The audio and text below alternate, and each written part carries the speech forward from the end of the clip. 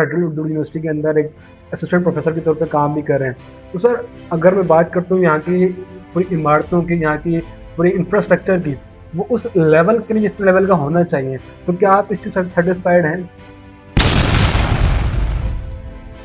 जाता था कि ऑर्गेनिक मालिक्यूल्स को लेबॉर्ट्री में बनाना मुमकिन नहीं है, क्योंकि उसके लिए वाइटल फोर्स चाहिए, जिसे हम कहते हैं गायबी कुव्वत चाहिए। फिर हादसाती तौर पे एक साइंसदान थे वोलर, उनसे यूरिया जो हमारा थीम वो उनकी लैब में बना। तो सर, आपने मुख्तलिफ उन्वान के ऊपर पब्लिकेशंस किए हैं आपने, तो ये पब्लिकेशन आपने पैसे लेकर की या पैसे देकर की?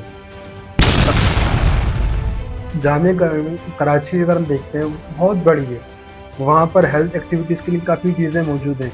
अगर हम बात करते हैं फेडरल उर्दू यूनिवर्सिटी की, हमारे पास भी यूनिवर्सिटी तो काफ़ी बड़ी है, लेकिन यहाँ पर ना जिम्नेजियम वगैरह है, ना कोई हेल्थ एक्टिविटी के लिए ग्राउंड है। तो इस चीज़ों का ना होना स्टूडेंट्स के लिए कितना एक जो है ना पेचीदा चीज़ है ये। फेडरल उर्दू रेहान, यूनिवर्सिटी के मुझे अंदर एक और भी चीज़ देखी जाती है, वो है पॉलिटिकल पार्टीज़ का बड़ा इन्वॉल्व होना।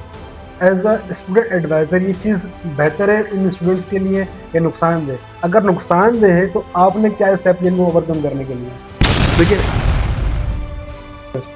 हमारी यूनिवर्सिटीज़ केमिस्ट बना रही हैं या लैब टेक्नीशियंस बना रही हैं? क्योंकि हमारे जो प्रैक्टिकल्स हो रहे हैं वही रिपीटेड लैब प्रैक्टिकल्स हो जा रहे हैं, हो जा रहे हैं, हो जा रहे हैं। इस तरह तो हम केमिस्ट बनने के बजाय लैब टेक्नीशियन बन जाएंगे। मुझे अस्सलाम वालेकुम, मैं हूँ आपका होस्ट रिहान लोधी।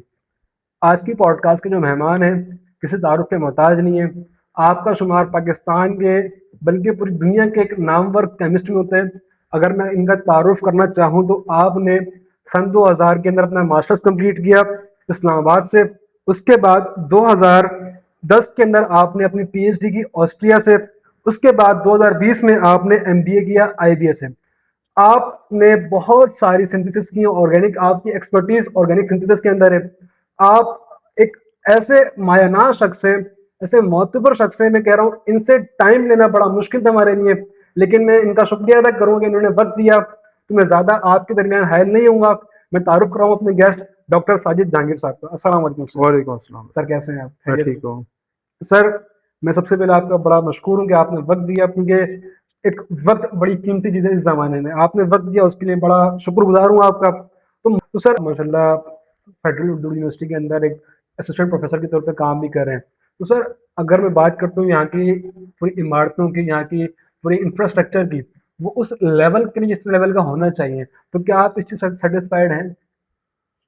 जी, देखिए बेटा, दो बातें हम कर सकते हैं। एक, हम शिकवा कर सकते हैं, हम्म, हम शिकायत कर सकते हैं ये चीज़ दस्तयाब नहीं, ये चीज़ दस्तयाब नहीं, ये चीज़ दस्तयाब नहीं। दूसरी चीज़ ये हो सकती है कि हम इसको अपना घर समझते हुए हम उस अपने घर को ठीक करने की कोशिश कर सकते हैं। हम जिस मोहल्ले में रहते हैं, चाहे हम डीएचए में रहते हों, कुरंगी में रहते हों, तो हमारा घर जो है बाज़ औक़ात हमारे घर की दीवारें भी वाइट वॉश मांग रही होती हैं, खस्ता होती हैं, और हम अपने कामों में मशगूल होने की वजह से उसको टाइम पे नहीं कर पा रहे होते, और फिर हम जब कोशिश करते हैं वो ठीक हो जाता है। तो जामिया उर्दू जो है ना, मैं कहता हूँ ये एक गुलदस्ता है जिसमें हर कौमियत का, पाकिस्तान के तमाम शहरों का बच्चा आके पढ़ता है और साथी पढ़ा रहे हैं। हमारा जो इंफ्रास्ट्रक्चर है बहुत बेहतर है। आइडियल मैं नहीं कहूँगा कि आइडियल है, लेकिन कमियां भी हैं उसमें। आपने, मैंने और बाकी बच्चों ने मिल के करना है। सही। बाज़ चीज़ों के लिए हमें ना पैसों की ज़रूरत नहीं है, नीयत की ज़रूरत है। आप ये यकीन माने कि जिस कमरे में हम बैठे हैं, जामिया उर्दू का कमरा है, जामिया उर्दू ने हमें ये सहूलत दी हुई है।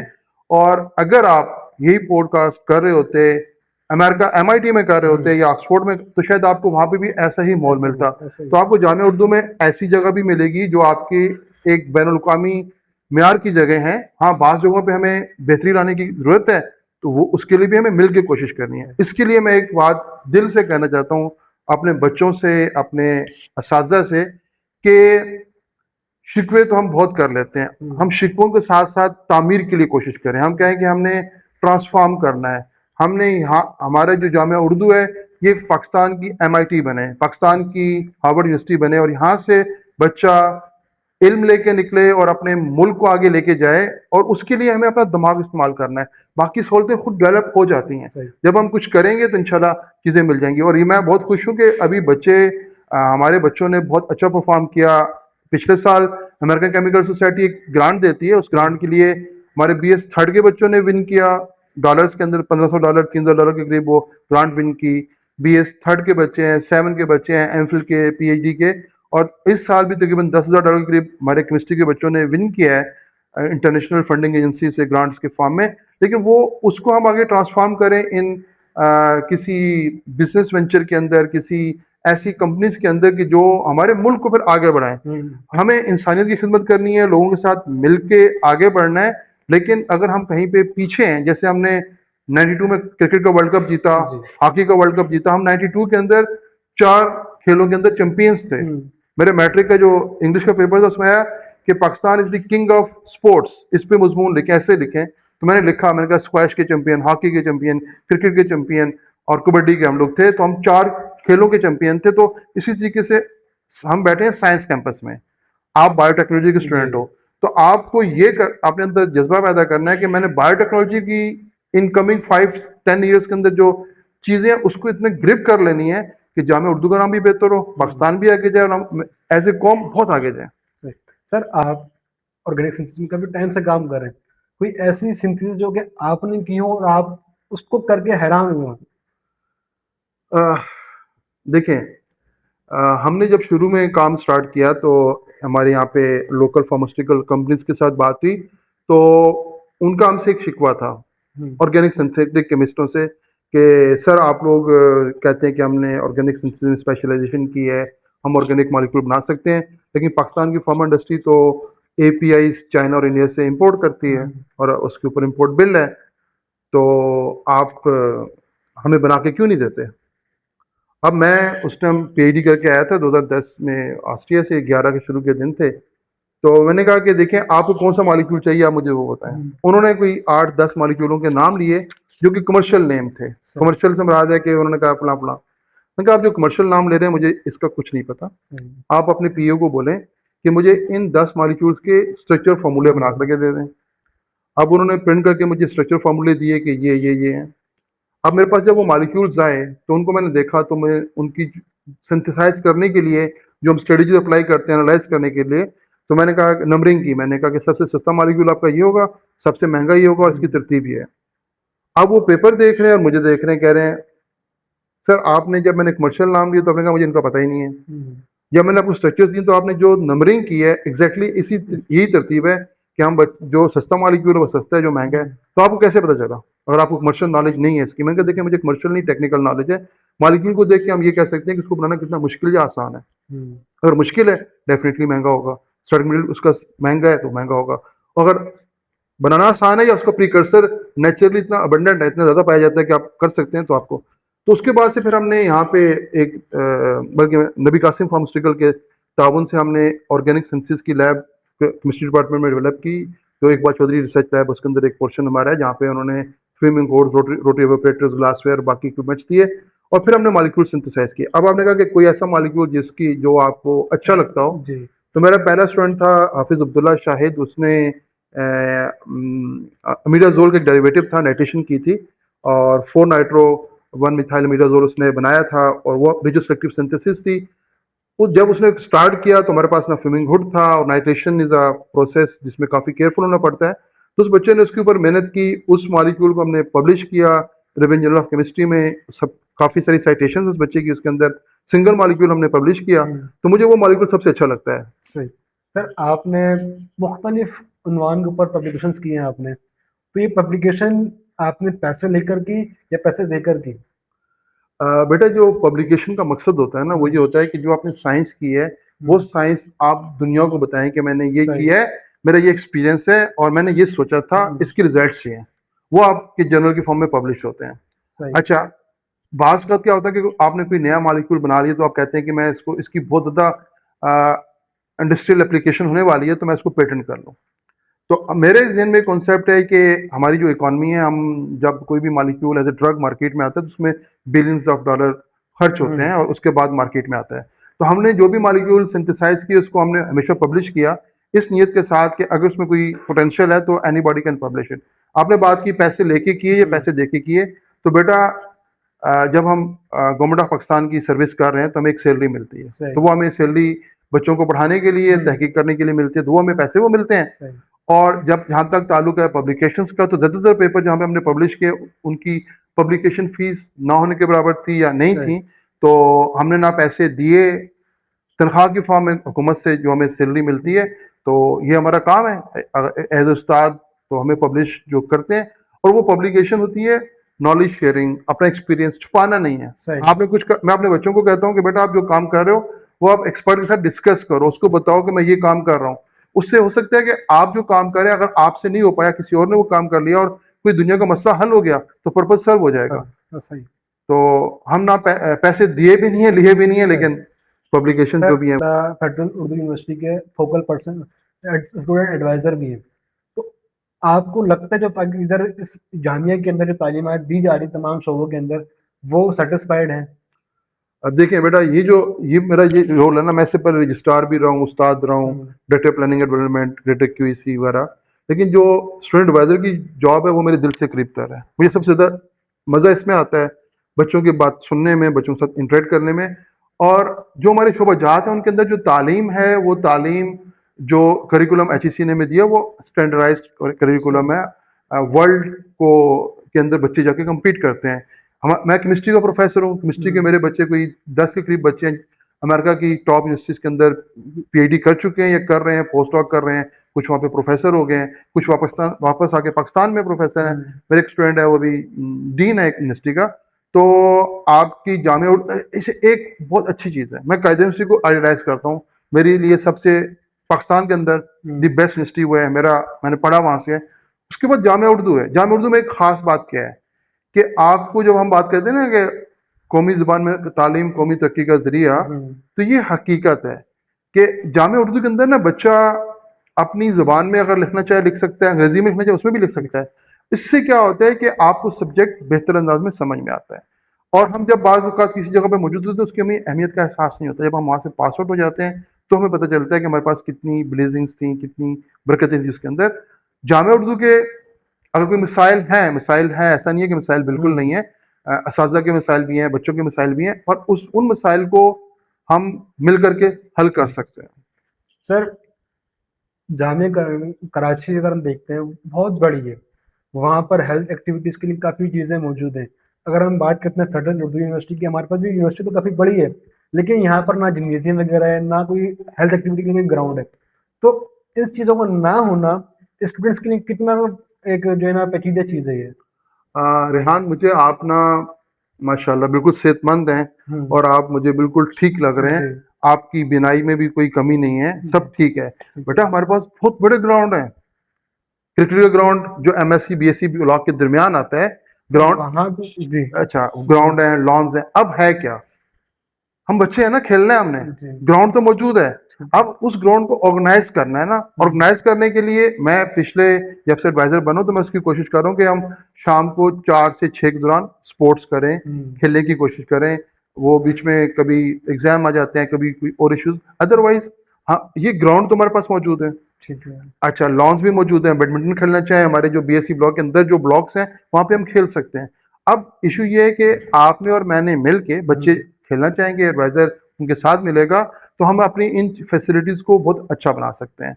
जामिया कराची बहुत बड़ी जामिया है, जी। और पाकिस्तान की शायद सबसे बड़ी जामिया है। हम्म। और हाँ, उसके अंदर जो सहूलतें मैसर हैं बहुत अच्छी हैं। लेकिन हमारी जामिया जो है वो शहर के वस्त में है। जी। यहाँ पे आपको इवनिंग में भी आना है तो आप कराची के किसी भी हिस्से से आराम से पहुँच सकते हैं। जी। निकलने के बाद आपको ट्रांसपोर्ट के लिए इशू नहीं है, तो एडवांटेजेस हैं। हाँ, खेल के लिए रेहान एक काम करते हैं कि आप ये पैगाम बच्चों तक पहुँचाएं कि हम मिल के अपने मैदानों को ठीक करते हैं और खेलना शुरू करते हैं। जब खेलना शुरू करेंगे, क्रिकेट भी होगी, हॉकी भी होगी, फुटबॉल भी होगा। लास्ट ईयर हमारे बच्चे फार्मेसी के थे, हम लोगों ने जाके सलीम हबीब यूनिवर्सिटी में खेला, माइट यूनिवर्सिटी में खेला। हमारे बच्चों ने विन भी किया। हमारी हॉकी की टीम थी, क्रिकेट की टीम थी, फुटबॉल की टीम थी। और आप लोग अभी थर्ड सेमेस्टर में हो, थर्ड आप लोग सेमेस्टर। आगे, आपसे मैंने कहा था टीम बनाए, जी। हम अपने ग्राउंड में जाएंगे। ग्राउंड हमारे पास है, ठीक है उस सर। ग्राउंड को थोड़ा सा ठीक करना है, तो आज अहद करते हैं कि ठीक करेंगे, मिलकर करते हैं। इंशाल्लाह सर, इंशाल्लाह। सर फेडरल उर्दू यूनिवर्सिटी के अंदर एक और भी चीज़ देखी जाती है, वो है पॉलिटिकल पार्टीज का बड़ा इन्वॉल्व होना। एज अ स्टूडेंट एडवाइजर ये चीज़ बेहतर है इन स्टूडेंट्स के लिए या नुकसानदेह? अगर नुकसानदेह है तो आपने क्या स्टेप लिए इनको ओवरकम करने के लिए? देखिए, एक जहाँ तक ताल्लुक है कि बच्चे मुख्तलिफ तलबा तंजीमों के अंदर पार्टिसिपेट करते हैं, जाते हैं, तो उनकी काउंसलिंग करते हुए हम कहते हैं कि बेटा आप उसको इज्तनाब करें, जामे के अंदर नहीं करें, जामे से बाहर आपके कोई भी सियासी मजहबी जो भी आपके अकायद हैं उनको आप प्रैक्टिस करें। जामे के अंदर रहते हुए आप कोशिश करें कि आप अपनी जामे के जो रूल्स एंड रेगुलेशन है उसके ऊपर अमल करें। लेकिन जो बच्चे मुख्तलिफ तलबा तंजीमों में काम कर रहे होते हैं उनमें बड़े ज़बरदस्त बच्चे होते हैं। मैंने इन बच्चों के साथ आज से नहीं, अभी मैं एडवाइज़र अगर हूँ तो 2004 की मैं अगर आपको मिसाल दूँ, 2004 में हमने इन तमाम तलबा तंजीमों को एक टेबल पे बिठाया और हमने कहा 23 मार्च हम मनाएंगे यौम पाकिस्तान, पाकिस्तान के नाम पे। उसमें APMSO थी, जमीयत थी, इस्लामी जमीयत तलबा थी, ISO थी, पख्तून SF थी, ये 4 तलबा तंजीमें हमारे पास यहाँ पे उस टाइम पे भी थी। इनको मैंने बिठाया और कहा कि हम जब एक उसमें रैली करेंगे, वॉक फॉर अ काज करेंगे, वॉक करेंगे, कहाँ से? एक्सपो सेंटर से अब्दुल कदीर खान। और हमारा नारा क्या था? सफाई निस्फ ईमान, आलूगी से पाक पाकिस्तान। हमारे चीफ गेस्ट कौन थे? इंसार बर्नी साहब। और जब वो वॉक स्टार्ट हुई, हमने कहा कि हमने सुबह 10 बजे वॉक का आगाज करना है, तो हमने 10 बजे पूरे आगाज किया, टाइम की पाबंदी। और मैंने कहा मैं लेट हूँ, कोई भी लेट है, चीफ गेस्ट टाइम से पहले मौजूद थे। हमने अपनी वॉक का टाइम पे आगाज किया और हमारी वो वॉक वहां से होती ही जब जामे उर्दू पहुंची, उसमें सिर्फ पाकिस्तान का झंडा था। उसमें मेरे APMSO के बच्चे जो थे वो ट्रैफिक कंट्रोल कर रहे थे, मेरे ISO के जो बच्चे थे वो पानी पिला रहे थे, जो हमारे पख्तून बच्चे थे PSF, उन्होंने झंडा किसी ने अपनी पार्टी का ही लगाया हुआ था, बल्कि वो पाकिस्तान का झंडा लेके चल रहे थे, वो पाकिस्तानी परचम को लहरा रहे थे। और जो जमीयत के बच्चे थे वो कौमी तराने चला रहे थे। लेकिन किसी ने भी वहां पे, जो कि उनको समझाया गया, अभी भी है कि हम ये ट्रेनिंग के लिए जरूरी होता है, लेकिन एक चीज है कि यूनियन जो होती है, स्टूडेंट यूनियन, उसको होना चाहिए। उसके लिए रेगुलेशंस बन रहे हैं। हम अलमनाई की मैनेजमेंट लेवल पे, हम जो यूनिवर्सिटी की अलमनाई है उसकी एक पूरी क्या कहते हैं स्ट्रक्चर बना रहे हैं उर्दू यूनिवर्सिटी वाले, और स्टूडेंट यूनियन होनी चाहिए उसके अंदर, ताकि लीडरशिप क्वालिटीज बच्चों की निखर के सामने है, वो तलबा तंजीमों में ना जाए। तो ये मेरा पैगाम तो यही, बच्चे मेरे पास आते हैं, तलबा तंजीम के बच्चे भी होते हैं, लेकिन उनको जब समझाया जाता है तो वो बात को समझते हैं। आपस में लड़ाई का कोई फायदा नहीं है, और हम सब मुसलमान हैं, पाकिस्तानी हैं, और लड़ाई झगड़े का कोई फायदा नहीं है। तो अब वैसे काफ़ी चीज़ें बेहतर हैं, पूरे मुल्क के अंदर बेहतर हो रही हैं।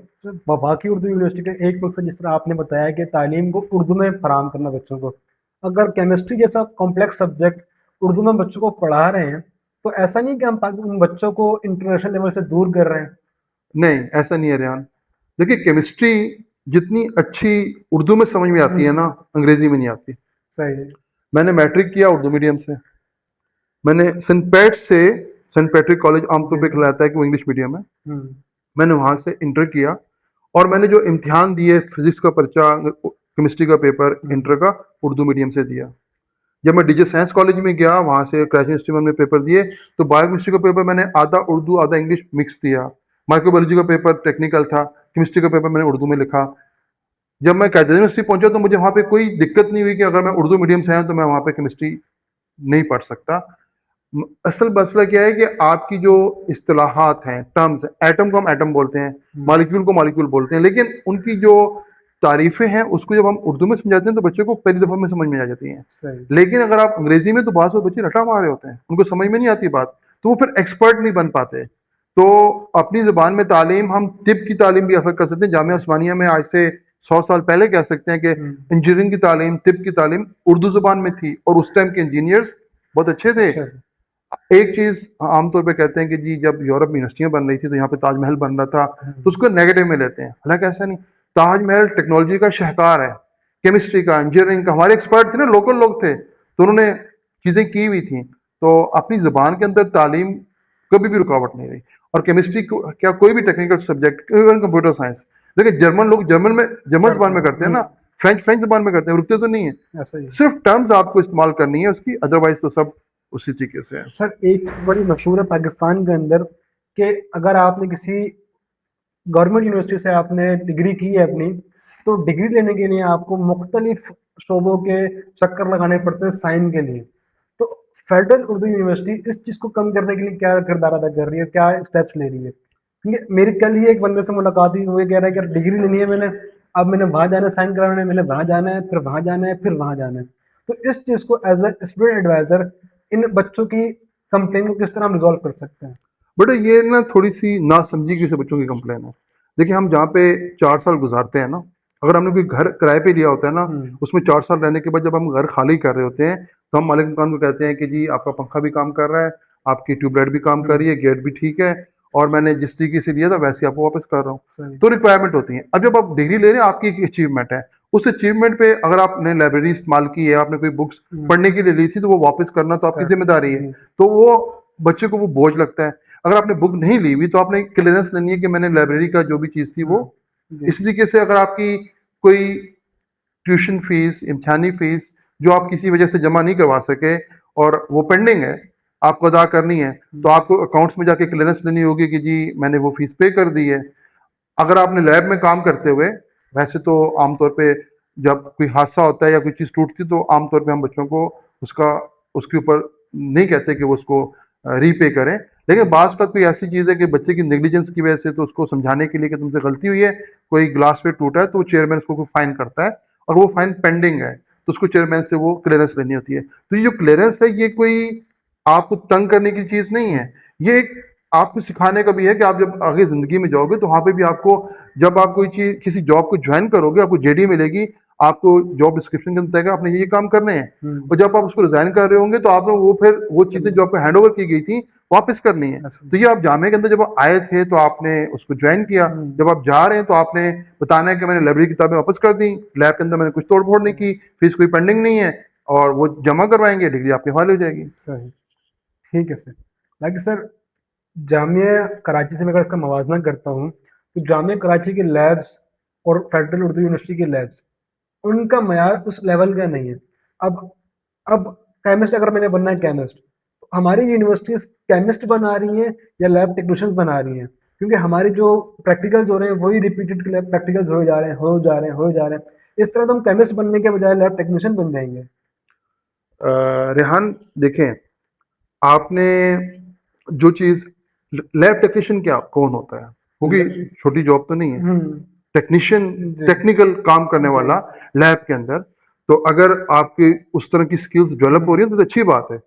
आपको कहने का मकसद ये होना चाहिए था कि आप जो हमें इल्म दे रहे हैं वो इल्म कितना मार्केट के अंदर जी। एप्लीकेबल है ना। जी। तो टेक्नीशियन भी ठीक है, साइंटिस्ट भी ठीक है, उस्ताद भी ठीक है, हर एक की अपनी जॉब है और उसके लिए उसको तैयारी करनी है। जामिया कराची की लैब्स जो रिसोर्सेज हैं उसके मुताबिक बेहतरीन है। जामिया उर्दू की लैब्स के अंदर भी चीज़ें हैं, कहीं पे कमी भी है, ऐसा नहीं है कि आइडियल चीज़ें मैं कहूँगा हर चीज़ अच्छी है, ऐसा नहीं है। लेकिन असल चीज़ क्या है कि टीचर को और शागिर्द को जब सीखने का अमल है तो उस सीखने के अमल के दौरान आपको उन रिसोर्सेज को जो अवेलेबल है उसका अगर हम बेस्ट यूटिलाइजेशन करेंगे तो यकीनी सी बात है कि आपके अंदर स्किल्स डेवलप होंगी। कोविड के दिनों में हमने लैब्स उस पर भी करवाई हैं, ऑनलाइन करवाई हैं, घर पे करवाने की वही एक्सपेरिमेंट जो आपने एक्सट्रैक्शन करनी होती है लैब के अंदर, वो घर पे भी कर सकते हैं। लेकिन उसके लिए क्या मीन्स क्या अख्तियार होंगे, आप किचन इंग्रेडिएंट कैसे यूज़ करेंगे, वो बताना उस्ताद का काम है। तो अगर हम लैब से भागने की कोशिश करेंगे, मैं इस टाइम पे थोड़ा मेरे लिए मेरी दाई आंख के अंदर रेटिना अटैचमेंट का इशू हुआ था कुछ अर्सा पहले, तो मैं उसमें लैब्स के अंदर थोड़ा कम टाइम दे पाता हूँ, फ्यूम्स वगैरह को अवॉइड कर रहा होता हूँ। लेकिन थ्योरी क्लास के अंदर जब बाकी जगहों पे आपके साथ जब इंटरेक्शन होता है और लैब के अंदर भी जब हमारी बात होती है, तो लैब को करने के लिए जो बेसिक बेसिक इंफ्रास्ट्रक्चर है ना वो तो आपको मिलेगा। अब उसको आप कितना अच्छा यूटिलाइज करते हैं। हाँ, ऑटोमेटेड चीज़ें नहीं है। आप यूट्यूब पे देखते होंगे कि कुछ जामियात में, पाकिस्तान की भी या बाहर की, कि कुछ चीज़ें ऑटोमेटेड हैं या वो बहुत ज़्यादा एडवांसली इक्विप्ड हैं। हमारी लैब्स वैसी नहीं है, वो लिमिटेशन है। लेकिन एट द सेम टाइम जब आप मैनुअली काम कर रहे हो तो आपकी स्किल्स ज़्यादा पॉलिश हो रही हैं, ज़्यादा बेहतर हो रही हैं, और आगे आप जाते हैं। यही बच्चे हैं ना जब अमेरिका जाते हैं तो वहाँ पे भी तो लैब में काम करते हैं, यहीं से ट्रेन हुए हैं। तो उसको पॉजिटिव, अच्छा एक चीज़ है कि अगर मैं कोई चीज़ करना चाहता हूँ ना, मुझे कोई रोक नहीं सकता। It's not what to play, it's how to play. आप उसे करते कैसे हो। ठीक है सर, आखिर में जो हमारे स्टूडेंट आपको देख रहे हैं उनके लिए क्या पैगाम आपका?